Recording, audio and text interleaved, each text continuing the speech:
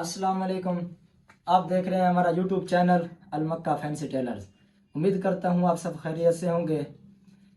ईद की हमें छुट्टियाँ थी 3, आज ईद का चौथा दिन है, हम काम पर आए हैं। आज से ही हम सिलाई शुरू करेंगे क्योंकि अब ईद वाला सीज़न ख़त्म हो गया है। अब हमारे पास वैसे काम बराबर चलता है। ये देखिए माशाल्लाह बहुत ज़्यादा सूट पड़े हुए हैं, इसकी कटाई अभी कर रहा हूँ। आज से कटाई शुरू करेंगे, आज से ही काम शुरू करेंगे।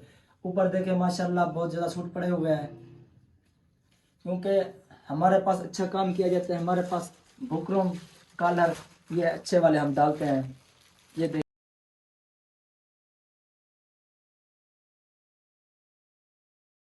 अक्सर टेलर जो है ना अच्छी बुकरम नहीं डालते, तो हम अच्छा काम करते हैं, अच्छी बुकरम डालते हैं।